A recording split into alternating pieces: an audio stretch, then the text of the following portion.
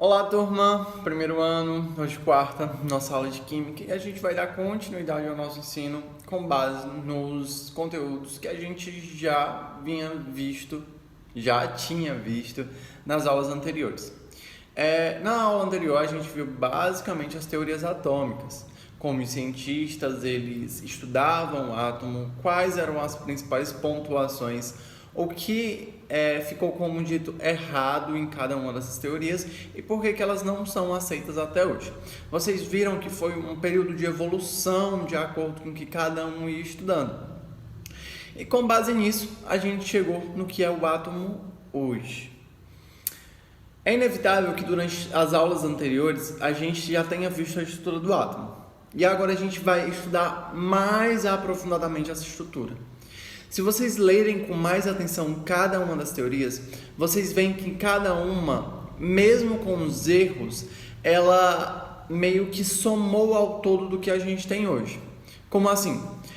Lá quando Dalton começou a fazer os estudos, ele meio que abriu uma luz para o que seria o átomo. Certo que ele teve alguns erros, porém futuramente os outros cientistas, Thomson, Rutherford, Bohr, vieram com algumas outras coisas que agregaram muito ao que a gente tem hoje. Por exemplo, o elétron. O elétron. O elétron, ele foi basicamente fundamentado por Thomson. Vocês lembram que Thomson, ele utilizou o tubo de Crookes. E quando ele utilizou o tubo de Crookes, ele viu ali realmente que quando ele pegava aquelas partículas alfas e ela existia naquele tubo, ela meio que tinha uma distorção quando ficava em presença de uma carga. E foi a partir daí que veio esse melhor estudo das cargas dentro de um próprio átomo. Já com o Rutherford, a gente teve lá o bombardeamento de elétrons da laminula de ouro.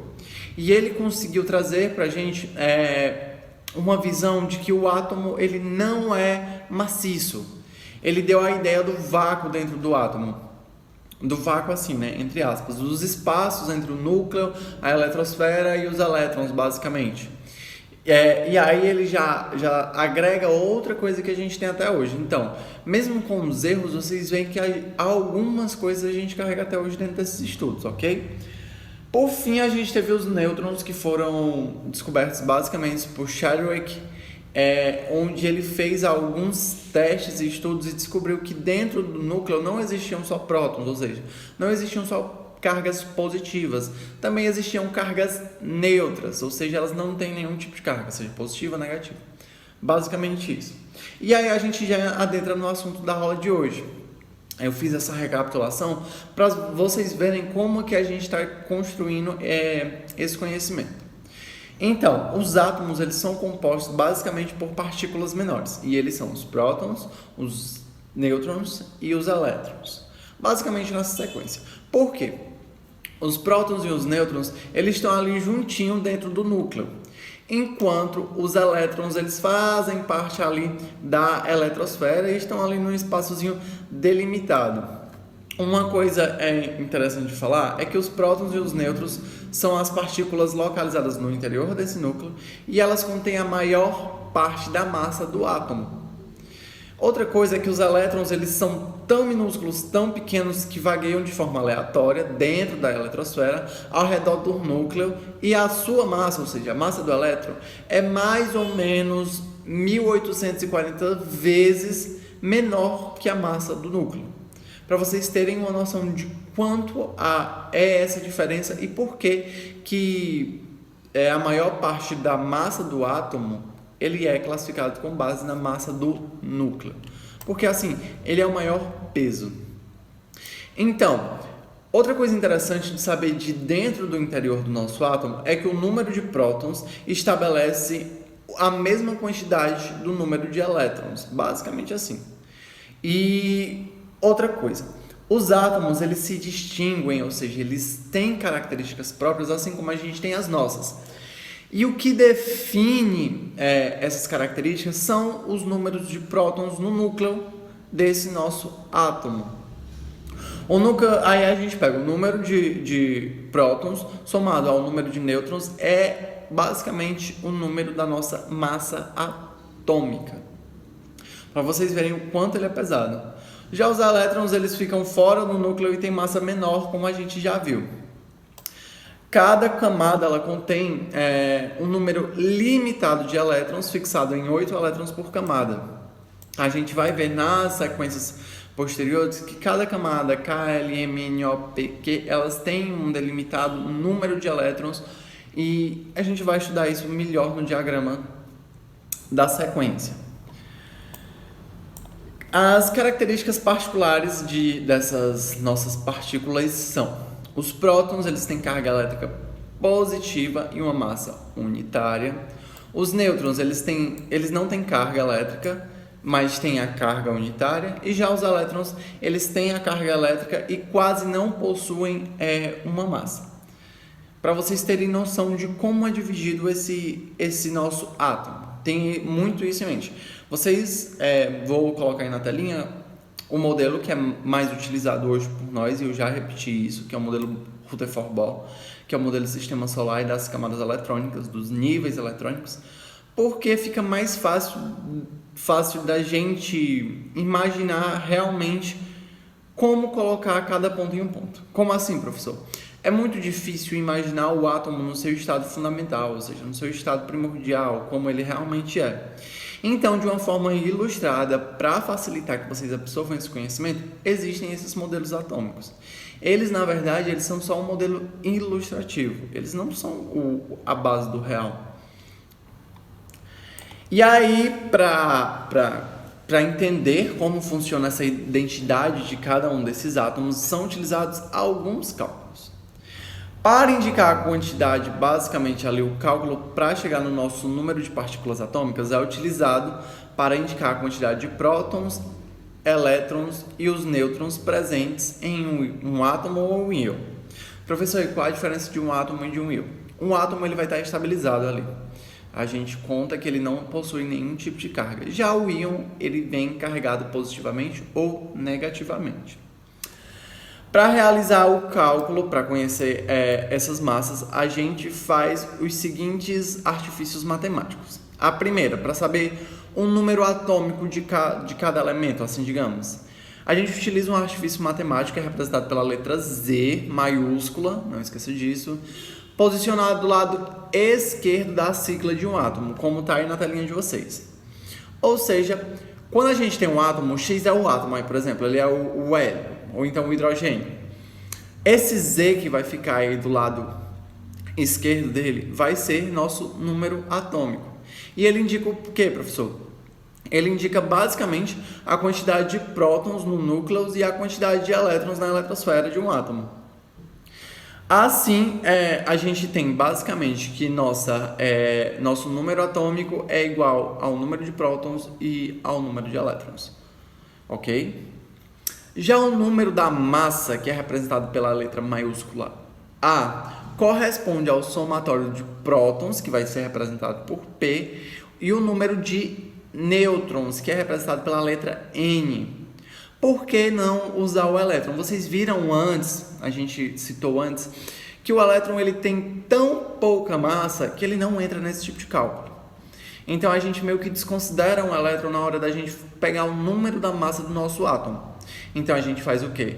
Número de prótons e o número de nêutrons presentes no núcleo de qualquer átomo. E a equação fica como está aí na telinha. O nosso número de massa é basicamente prótons mais nêutrons. Como o número de prótons é igual ao número atômico, nós podemos escrever a equação para calcular a massa da seguinte forma: A é igual a nosso querido número atômico mais o número de nêutrons. Então a gente já viu a primeira, que seria o número atômico, e depois a nossa massa, ok? E aí, se conhecermos o número, se nós basicamente tivermos a massa e também nós conhecermos o número de prótons, dá para a gente saber quantos nêutrons a gente tem no núcleo. E aí a gente faz o seguinte cálculo, fica nêutrons igual a nossa massa atômica, basicamente, menos o número de prótons, que também vai ser basicamente meu número atômico, ok? Fica esse cálculozinho, o segundo no caso, para saber a massa atômica e também para saber o número de nêutrons. Já os íons são, como eu já disse no início, são átomos que perdem ou ganham elétrons. Apresentam um sinal positivo ou negativo posicionado bem em cimazinho, como está aí na telinha para vocês darem uma olhada, na parte superior de cada um dos átomos. O íon positivo, ele é denominado de cátion, ou seja, ele se chama de cátion, e o sinal positivo indica que ele perdeu elétrons. Então, toda vez que o átomo ele perde elétrons, ele fica positivo. Ah, professor, mas se ele perde, ele vai estar com saldo negativo. Vejamos bem, qual é a carga do elétron? Negativo. Então, se eu perco carga negativa, eu fico o quê? Positivo. Então, quando acontece o contrário, quando eu ganho elétrons, eu fico carregado negativamente.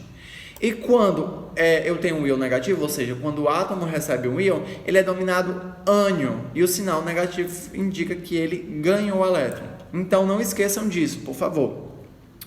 Quando eu perder elétrons, eu fico carregado positivamente, porque eu me livrei de uma carga negativa. Quando eu receber elétrons, eu fico carregado negativamente, porque eu recebi uma carga negativa.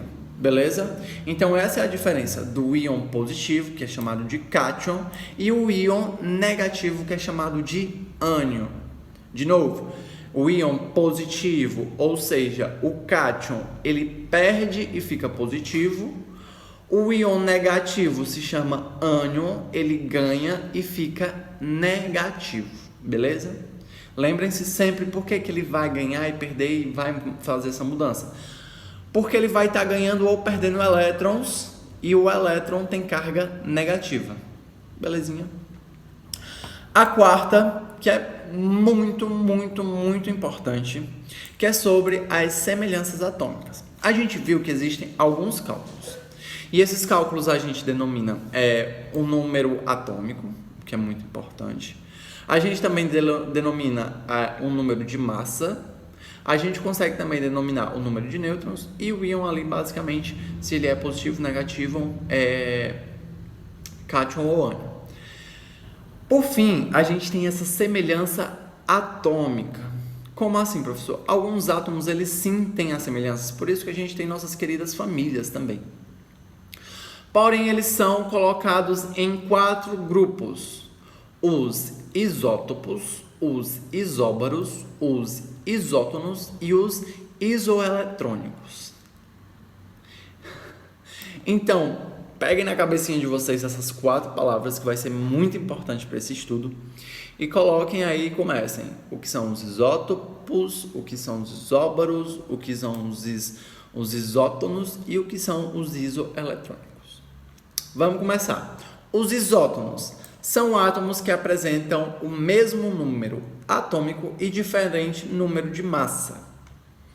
Professor, como isso é possível? Apresentar um número atômico e o mesmo número atômico e não ter a mesma massa? Porque isso vai depender do nêutron. Vocês lembram que a gente consegue fazer o cálculo lá para descobrir o nêutron com base na subtração do nosso número atômico com a massa? Então, se a gente consegue fazer isso, então a gente tem uma diferença ali. Os prótons podem ser igual, no caso. Porém, meu número de nêutrons é diferente. E isso vai mudar a minha massa. Então, os isótopos, eu tenho o mesmo número atômico e diferente número de massa. Vou colocar um exemplozinho aí na tela de X e Y. Vocês observem que eles apresentam o mesmo número atômico. Então, aquele númerozinho ali na esquerda, ele vai ser 7 e 7 para os dois. Mas vocês veem que lá em cima, a gente tem 2 números distintos, correto? Então, esses 2 números distintos é o que vai demonstrar aí, no caso, o nosso diferente número de massa. Porque a gente está compreendendo que X ele tem sim um número atômico 7, porém a massa dele é 14. Igual o Y, ele tem sim um número atômico 7, mas a massa dele é 16. Então a gente diz o quê? Que X e Y possuem o mesmo número atômico, isso é 7, a gente já viu isso. Já o átomo X possui massa maior à direita da sigla, possui massa menor à direita da sigla, que é 14, enquanto o átomo Y ele apresenta número de massa igual a 16, ou seja, maior. Então, o que são os isótopos? Eles têm o mesmo número atômico, mas diferente número de massa. Beleza? Vamos para o segundo. Os isóbaros. Os isóbaros, eles apresentam o mesmo número de massa e diferentes números atômicos. Ele é o contrário do primeiro. Então, aqui nos isóbaros, eles apresentam o mesmo número de massa, porém diferentes números atômicos.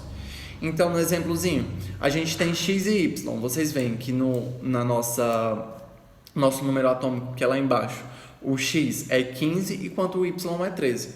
Porém, nossas massas que são lá em cima, elas estão 31, 31. Então, elas são iguais. Ok? Os isótonos são átomos que apresentam diferente número de massas e número atômico, mas o mesmo número de nêutrons. Aí a gente juntou a primeira e a segunda e meio que diferenciou só pelo número de nêutrons. Como assim, professor? A gente tem o mesmo número, a gente tem diferente número de massa, a gente tem diferente número atômico, porém os nêutrons não são iguais, ok? Isso, professor, e como é que eu vou conseguir calcular isso? Lembrem da fórmula, que é aquela formulazinha que a gente fez para descobrir o número de massa. A gente não fez o contrário. Como a gente considerou que o número de prótons é igual ao número atômico, a gente pode escrever A, que é o nosso número de massa, igual a Z maiúsculo, que é nosso número atômico, mais os nêutrons. Basicamente isso. Então, para a gente descobrir os nêutrons, a gente faz N, que significa nêutrons, igual a menos Z, ou seja, nosso número de massa menos o número atômico, e aí a gente tem a diferença dos nossos nêutrons. E por fim, a gente tem os isoeletrônicos. São átomos que apresentam o mesmo número de elétrons. Bota no exemplozinho aí na tela para vocês. A gente tem aí que o átomo X tem um número atômico igual a 12 e é um cátion, ou seja, ele está carregado positivamente, significa que ele perdeu elétrons. E então, a gente tem 10 elétrons na sua eletrosfera. Como assim, professor? A gente já sabe que o nosso número atômico Z é igual ao nosso número de prótons, não é isso? Então, aí, como eu tenho meu número atômico igual a 12, significa que eu também tenho 12 prótons. Por que não é igual? A gente não já viu isso? Que número atômico é igual a prótons? Beleza. E eu também falei que prótons são igual ao mesmo número de elétrons. Então, significa que se eu tenho 12 prótons, eu tenho 12 elétrons. Porque ele vai ser igual ao nosso número atômico. Correto? Então, se eu perdi 2 elétrons, eu faço a subtração 12 menos 2, que foi o que eu perdi. Então, eu fico com 10 elétrons na eletrosfera. Já o Y, ele possui número atômico igual a 7, ou seja, ele é um ânion, está carregado negativamente, ele tem ali um menos 3. E o que acontece? Quer dizer, então, que 7 significa que meu número atômico é igual a 7. Se meu número atômico é igual a 7, meus prótons são igual a 7. Se meus prótons são igual a 7, nossos elétrons são igual a 7. Vocês veem que ele recebeu 3 elétrons. Se ele recebe, ele fica carregado negativamente, então ele fica como um ânion. Se ele recebeu esse elétron, a gente soma 7 mais 3. Então, a gente tem 10 elétrons. E aí, a gente confirma que X e Y têm o mesmo número de elétrons. Belezinha? Vai ser basicamente isso que a gente vai ter que estudar. A gente tem essa diferenciação. A aula de hoje é sobre isótopos, isóbaros, isótonos e isoeletrônicos. Vocês peguem essas 3 classes. E agora eu vou responder uma questão e vou deixar alguns exemplos para ajudar vocês no exercício. Vamos lá. Considere o íon de fósforo. E aí ele dá tudo que basicamente a gente precisa, ou seja, ele dá o nosso número atômico, ele já está me mostrando ali que eu tenho uma carga negativa, porque eu tenho -3, quer dizer então que se ele está -3, quer dizer que ele recebeu elétron. Quando ele recebe elétron, ele se torna um íon ânion, carregado negativamente. E a questão pergunta: forneça o número de prótons, nêutrons, elétrons desse ânion. Aqui eu já sei o que? Ele me deu a massa, ele me deu o meu número atômico e me deu ali o que eu estou perdendo, o que eu estou ganhando, 3 elétrons. Então, de quebra, eu já sei que meu número atômico é 15, porque está ali embaixo. Então, se eu tenho meu número atômico 15, meu número de prótons é 15. Então, eu já mato a primeira aí. A primeira já foi simplesinha. Para eu saber meu número de elétrons, a gente faz o quê? A gente fez na questão passada. Exatamente. A gente pega 15 mais 3, porque a gente está recebendo elétrons, por isso que a gente tá carregado negativamente. Então, eu fico 15 mais 3, eu tenho 18 elétrons. E por último, a gente vai fazer os nêutrons. Vixe, professor, e como são os nêutrons? Simples, a gente pega nossa massa, que é A, a gente usa aquela formulazinha que eu falei na última questão, que é o quê? N igual a menos P. No caso aí que eu já tenho o meu número de prótons, que é 15. Então fica N é igual a 31 menos 15. Então meu número de prótons vai ser igual a 16. E eu finalizei minha questão. Bem simples. Porém, vocês vão precisar de cálculos e entender o que é que cada questão pede e fazer a leitura correta de cada um desses átomos. Beleza? Eu vou deixar o exercíciozinho, como sempre deixo, no Google Classroom e também vou mandar no WhatsApp. E vocês vão ter até sábado para me entregar esse exercício, ok? Vejam com atenção, qualquer dúvida eu estou disponível no WhatsApp. Leiam atentamente esse resuminho que eu estou mandando para vocês. Lá vai ter mais exemplos. Essa questão que eu resolvi, ela é o último exemplo. Então a gente tem mais outros exemplos lá que eu deixei respondido para vocês irem treinando e assim resolver as questões de vocês, ok? Semana que vem a gente corrige essa questão e continua com o nosso conteúdo, beleza?